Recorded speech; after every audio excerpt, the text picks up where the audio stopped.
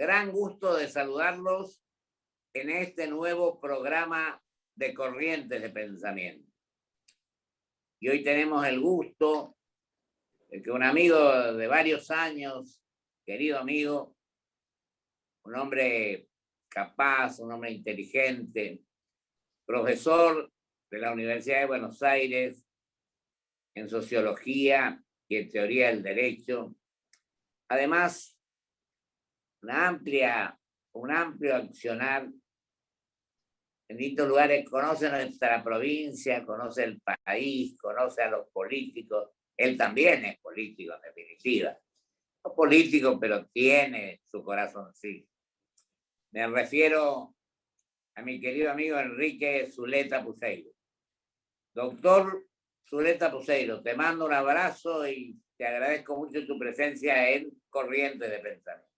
Encantado. No solo es un honor, sino además un gran desafío, una gran oportunidad de poder dialogar con un hombre como vos, con tanta experiencia y tanta visión del mundo y del país y de la provincia, que es todo lo mismo, ¿no? Tenemos todo eso adentro del corazón. Acá estamos. Encantado. Gracias, Enrique, querido, muy amable y generoso. ¿Te parece, dejo a tu criterio, pero te parece que comenzamos a hablar un poco de la situación del mundo, unos minutos, y después vamos a nuestro país? Sí, indudablemente el mundo se ha hecho parte nuestra. La pandemia ha sido un momento único, crucial, porque es algo que ha afectado a todos los hombres en todo el mundo, en todos los aspectos, en todo momento, y nos ha hecho volvernos sobre nosotros mismos, reflexionar. Seguramente saldremos distintos. Recuerdan los que vivieron el año 18, la anterior epidemia, que la gente salió muy rara. Vinieron desajustes tremendos, ¿no es cierto? Lo que fue la Alemania de Weimar, o lo que fue la crisis, o los locos años 20 en Estados Unidos. Salió bastante desmadrada la civilización y se precipitó de cabeza en la polarización, en los totalitarismos y en otra guerra mundial. Muchos hacen hoy este estudio sobre el impacto sobre la psicología de la gente, porque claro, nuestra Corte Suprema acaba de decir que la pandemia es una cuestión sanitaria y como tal la deben resolver y conducir y manejar los intendentes o los gobernadores, los poderes locales, pero la verdad que la pandemia no es un problema sanitario. Es un problema profundo, es un problema civilizatorio, es un problema económico, institucional, político y sobre todo psicológico. Entonces el mundo está dentro de nosotros y la verdad tenemos que empezar por el mundo. Creo que en el mundo se ha articulado un nuevo grupo, que es este nuevo G7, que tiene una agenda muy importante, ha decidido hacer unas inversiones de características extraordinarias para pulsearle de igual a igual a China y a Rusia. Acaba de anunciar inversiones importantísimas, incluso en América Latina. Acaba de haber elecciones, este domingo hubo elecciones en Francia, y nuevamente enorme abstención, solo votó el 30% de la gente, se votó en las ciudades, en las elecciones locales, el gobierno nacional quedó segundo, tercero, según las ciudades, ha ganado la derecha radical, también retrocedió Le Pen, y en este momento lo que hay es una emergencia de poderes locales, mucho voto verde, mucho voto ecologista, mucha expresión de movimientos sociales. Miremos el caso de Chile, donde prácticamente se ha deshecho la coalición política tradicional, o el caso del Perú, donde hay un fenómeno todavía no terminado, electoral bastante complicado, pero evidentemente emergen fuerzas políticas que, al igual que en Colombia o en Brasil o en México, muestran una manera distinta de ser la política, donde se resignifican muchos conceptos importantes de la democracia, la representación, la participación, el rol de las instituciones, la relación entre el Estado y la sociedad. Es toda una agenda fascinante, muy importante, un gran desafío para los argentinos, y aquí viene la Argentina haciéndose cargo de estos problemas, con un sistema político bastante robusto, con muchos desajustes, seguramente con muchas críticas, insuficiencias y vacíos, pero por otra parte es un sistema que está funcionando y que se dirige ahora al experimento crucial de una democracia, que son las elecciones, de una manera mucho más entera, mucho más articulada de lo que ocurre en otros lugares. Ahora, Enrique, fíjate vos, cuando vos hablabas de la pandemia, vos que sos profesor de teoría del derecho, de sociología, este principio del derecho del caso fortuito o la fuerza mayor que yo permanentemente lo planteo acá, donde esto de la pandemia es un hecho que no ha podido preverse, no estaba en cálculos de nadie, pero que previsto no ha podido evitarse. Claro. Se lo está enfrentando con mucha fuerza. Vi que ahora pueden entrar 4 millones de vacunas, etcétera. Pero es una situación complicada, difícil, hasta dolorosa en la forma que se llevan a cabo. El derecho, para mí el derecho se ha escondido. Pasó otras veces en otros fenómenos, el derecho se ha escondido. Los jueces se han metido en el cascarón, solo funcionan ciertas formas de la justicia penal y la justicia laboral, porque lo manejan desde el despacho los jueces, los juicios, toda relación con la realidad de las cosas es remota, tanto en lo penal como en lo laboral, pero las otras justicias, la justicia comercial, la justicia civil, la justicia administrativa, tengo un serio problema. Ya pasó en el 2001, ¿no es cierto? Cuando la Corte tardó 4 años en decir cuántos pesos era un dólar. De alguna manera el derecho se esconde, el derecho está bastante interpelado. No hay aspecto de la vida de la gente que no esté interpelando las categorías tradicionales del derecho. Y a mí me parece que ese es un desafío muy grande, veo poca reacción. Yo sigo muy de cerca la literatura jurídica, sobre todo norteamericana, las revistas, los journals, sí, bastante de cerca, y la verdad que veo poca, escasa reacción. Llega tratando, como siempre los juristas, tratamos de filtrar los hechos nuevos con categorías viejas, con conceptos. Y fíjate, Enrique, lo que vos decís es la verdad, porque no es que esté calculado, no, pero también hay una confrontación permanente y parece que no pensáramos en el futuro, sino que nos estamos quedando en pelear por el pasado. Sí, es un reflejo defensivo. Tratamos de que los hechos nuevos, verlos desde las categorías del pasado, de los ojos de cerradura del pasado, porque en realidad estamos mirando una parte mínima de la realidad. El gran concepto que se ha instalado en el centro de todo es el concepto de complejidad. Esta es una sociedad compleja, lo decía el pensamiento social de finales del siglo XIX, toda la gran tradición de la sociología del derecho hizo hincapié en esta noción de la complejidad, porque la pandemia no es un agente patógeno que contagia a otro agente sano a través de una relación de causalidad. Yo interrumpo esa relación de causalidad y entonces paro la pandemia. No es así. El virus no tiene esa relación de causalidad, es un fenómeno sistémico que opera multicausalmente y produce reacciones en cadena que se retroalimentan entre sí. Esto que nos lo explica bien la física moderna y las ciencias de la complejidad, todavía sigue siendo algo que nos cuesta asumirlo a los juristas y sobre todo a los políticos. Estamos acostumbrados a algo que está basado en la palabra y está basado en el relato y en la narrativa y en una construcción discursiva de los procesos, cuando en realidad esta complejidad se ha instalado porque todo es complejo. Entonces necesitamos, para entender esta complejidad, categorías, instrumentos, herramientas adecuadas a la complejidad. Y son herramientas que están, vamos a decir, diseñadas y puestas en marcha allá en el final del siglo XVIII, el siglo XIX, el siglo de las ideologías. Tratamos de etiquetar, tratamos de caratular, tratamos de subsumir hechos nuevos en categorías viejas. No entendemos, y cuando vemos que esto fracasa, tratamos de inmediatamente generar hipótesis conspirativas. Hay mucha importancia en los años 70. En la Argentina es muy fuerte, pero en toda América Latina, los años 70 eran años de enorme paranoia, de un sector y de otro sector. Entonces, desde la paranoia, cuando no entendemos, inmediatamente generamos hipótesis conspirativas, guerras interiores, ellos o nosotros, confrontaciones. La política se entiende cuando se identifica un adversario, y eso, la verdad de las cosas, muchas veces es equivocar el punto de vista. Y cuando hay diálogo, cuando hay acuerdo, y vos que somos amigos de cuando se reinstaló la democracia, hablaste recién de la palabra, que se cumplía la palabra, y si hay un hombre que cumplió su palabra, por lo menos con nosotros que no éramos de su partido, fue Raúl Alfonsín.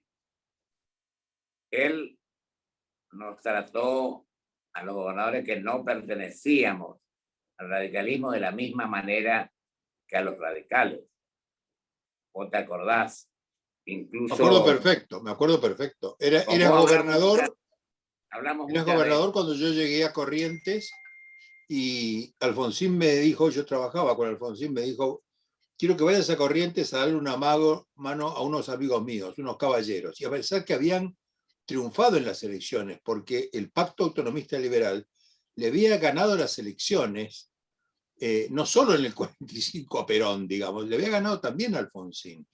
Y sin embargo había un respeto, pero por sobre todo había una idea de construir una democracia consensual, consociativa. Y entonces había que buscar los partidos, porque Alfonsín decía una cosa muy pertinente hoy, que es que se puede ganar elecciones sin partidos políticos, con coaliciones, se pueden ganar elecciones, pero no se puede gobernar sin partidos políticos.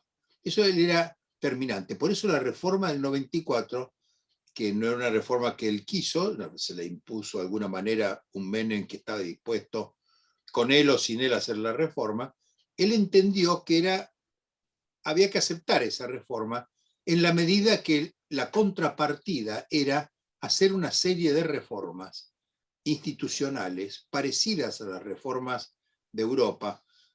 Tal vez no hubo en esto un estudio muy profundo, pero la prueba está que no han funcionado del todo bien esas instituciones, pero que tomaban de la enseñanza europea la importancia del consenso, de allí esas mayorías de 2/3, todos esos instrumentos que lo que señalan es la importancia de los partidos en su faz no polémica ni de competencia, sino en su faz gubernativa. Y ahí me parece que valoraba enormemente la experiencia correntina, que era una experiencia de acuerdos. Y vos sabés, Enrique, que yo me había opuesto a la habilitación, pero después coincidimos en muchos aspectos, los 90 días en Santa Fe, que don Raúl era el presidente del bloque radical, nosotros representamos, me tocaba representar al Pacto Autonomista Liberal, y Eduardo Menem fue un magnífico presidente de esa asamblea, y yo siento gran respeto por el senador Menem, que fue un hombre ecuánime, serio, capaz. Y recuerdo que siempre consultaba con todas las... Lo que pasa es que hay pendientes todavía algunos artículos de esa constitución, reforma, que es, por ejemplo, tenemos el caso de la ley de coparticipación, que en 2 años había que sancionar una nueva, y está la del 88 vigente. Tenemos el tema del defensor del pueblo. Fueron 2 defensores hace 12 años que no tenemos defensor del pueblo. Con el primero, que fue Jorge Mayorano, me comuniqué hace 2 días. Después fue Mondino, después administrativo. Y hay otras cuestiones. Y ahí te quiero hacer una pregunta que creo que a vos sos un defensor de todo esto. El que en algunas discrepancias yo tuve me defendió el maestro Carlos Fay. Y lo otro que te quiero decir es, la política exterior, yo siempre manifiesto en este programa, tiene una enorme trascendencia, ¿no es cierto?, en la incorporación que hagamos en el concepto de las naciones del mundo. Sí, evidentemente la política exterior es la flor de una política interior. Es decir, la política interior se refleja en su capacidad de formular una política exterior.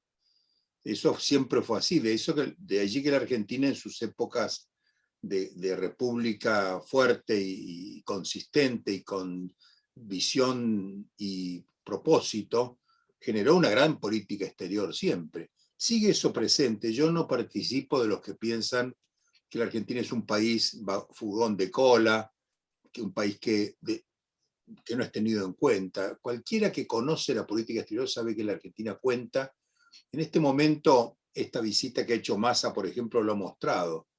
Estados Unidos no ve a la Argentina como una especie de firma más o sello de goma en esas asociaciones que montan, la OEA, lo ve como un país con mucha capacidad de incidir en los asuntos públicos, no solo de su región. A mí me parece que la invitación, ahora va a ir el presidente Fernández el 29 a París, A París. a una invitación que le ha hecho el presidente Macron.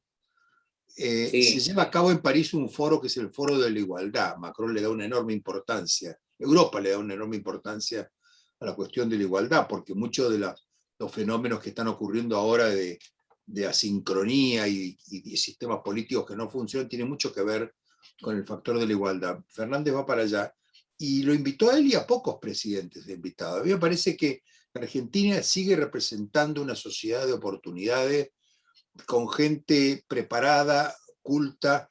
El Che Guevara decía en los años 70 que Argentina era la Rusia del hemisferio sur, es decir, un país culto, religioso, potente, que cree que Dios es criollo, con gente preparada, grandes deportistas, científicos, músicos. Se ve un país así. Y me parece que eso... Enrique, hablando de política exterior, lo tuvimos a don Carlos Saavedra Lamas como premio Nobel. Es un país que ha intervenido activamente en la política, tiene premios Nobel. Y yo creo que en esta especie de exacerbación de los antagonismos, Argentina es visto como un agente capaz de moderar, de articular, de arbitrar situaciones inmanejables.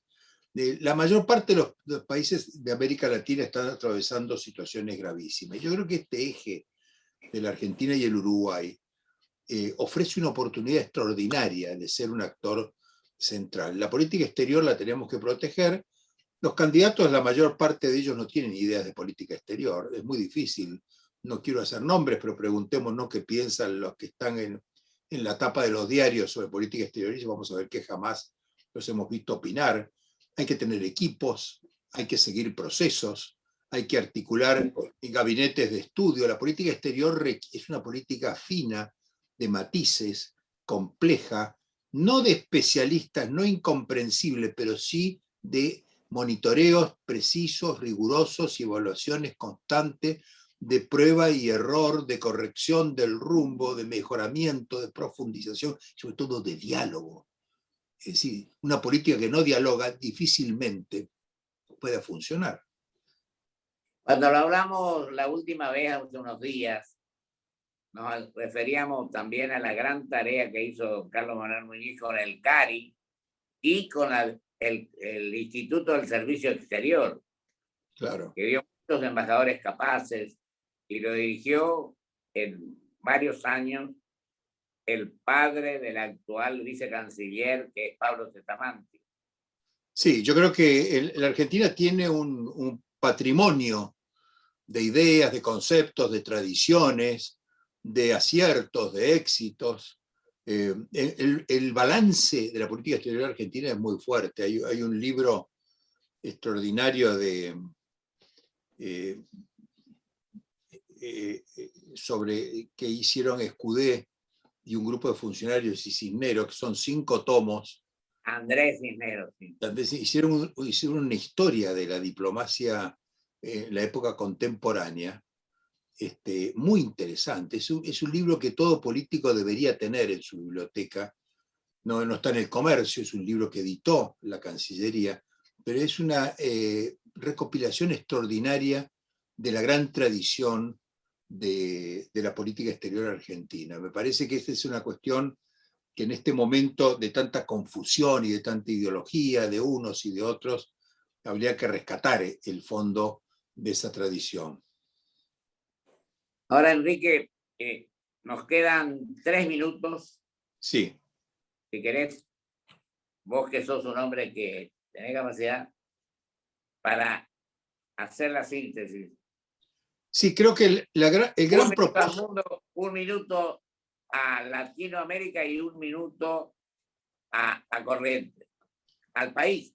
En los tres aspectos nos pasa lo mismo. Tenemos el gran desafío de reconstruir la confianza de la sociedad en las instituciones y en la política. Le pasa al mundo, le pasa al país y le pasa a Corrientes. Entonces hay muchas formas de construir la confianza, pero no se construye la confianza proyectando una imagen de autosuficiencia y de, vamos a decir, de control de todo, de los acontecimientos. La confianza implica ponerse en el lugar del que está enfrente y hacer un diálogo que es difícil, porque la democracia, sea internacional, nacional o local, tiene un problema de representación. En aquellos foros de concertación en la cual participaste tan brillantemente desde los años 80 hasta la Constitución del 94, que fue un gran hecho político, creo que una mediocre creación jurídica está discutiéndose todas esas instituciones, pero políticamente fue un hecho fantástico. Allí primó la idea del diálogo, porque precisamente había representación. Entonces, en esa mesa se sentaban el presidente del Partido Autonomista, el presidente del Partido Liberal, el presidente del Partido Radical, el presidente del Partido Peronista, que tenía dos, que eran Cafiero y Menem en aquel momento. Pero el resto, la izquierda también tenía dos, eran Vicente y Zamora, ¿no es cierto? Dos dirigentes que ya no están en activo. Pero en general los partidos representaban. Moncloa, cada partido tenía su representante, con lo cual se podía dialogar, después volvían a sus partidos, ratificaban ese título. Entonces, en este momento reconstruir la confianza a pesar de que la política no tiene mecanismos de representación. Eso requiere una noción muy fuerte de a dónde se va, del propósito. La idea estratégica puede proveerle a la política la estrategia, visión, misión, objetivos, metas, ciertos instrumentos que la política ha perdido por la crisis de la democracia. Este es el arte de los gobernadores, de los presidentes y de estos G7 o estas organizaciones que están en este momento tratando de reconstruir el orden internacional. Perfecto, Enrique. Incluso yo a veces hablo de los intendentes, porque son en general los que, bueno, vos sabés más que yo esto, porque tienen contacto directo con la gente. Ahí no entra el argumento que están muy ocupados, que no pueden hablar, que no pueden dialogar, y yo creo que esto es de enorme trascendencia. Allí no hay mediaciones, no hay mediaciones artificiales. No hay intermediarios. Que mira los ojos, mira y se entiende con una situación directa. Entonces allí la política vuelve a su originalidad. La fuente básica de la democracia, me parece que es la... Exactamente, muy oportuno. Sí. Así que, Enrique, querido, te agradezco muchísimo tu presencia. Vos sabés más que yo que es tirano el tiempo en televisión, pero seguiremos hablando por televisión o sin televisión, porque uno hablando con vos interpreta una cantidad de cosas que le sirven mucho para el presente. Igualmente, hace poco fui a Corrientes y entre las cosas que hice, lo primero que fue ir a ver a José Antonio Romero Félix, porque hay que entender esa provincia. Eso no se le entiende por la televisión. Hay que estar y hay que caminar y hay que hablar con los grandes hombres de esa provincia. Yo te agradezco mucho el gesto y te mando un abrazo muy grande. Igualmente, un gran abrazo. Todo el mundo, Enrique. Un abrazo muy grande. Un abrazo para todos. Un corte y vuelvo con mis conclusiones.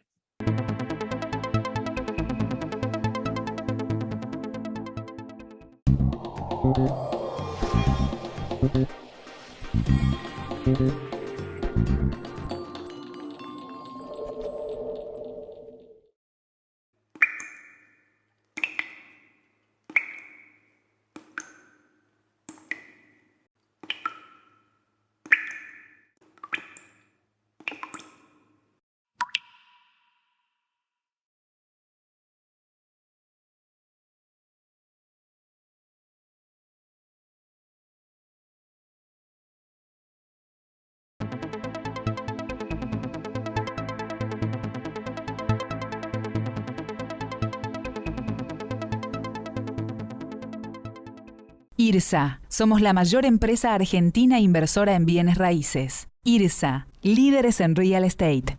Grupo Petersen. Desde 1920, construyendo el país. Energía renovable para renovar nuestro compromiso. Por eso en Toyota, como parte del desafío medioambiental 2050, nos asociamos con YPF Luz para producir con energía 100% renovable en nuestra planta de Zárate.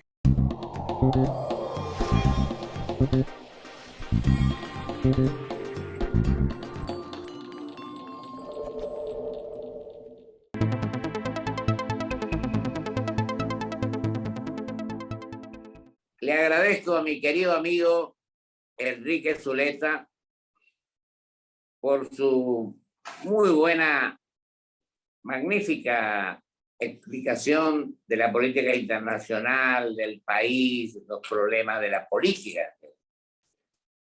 Y digo que es importante que tomemos conciencia de lo que él decía, la necesidad de unirnos y no juntarnos. Pero yo quiero ampliar esto para la interpretación de los millones de compatriotas.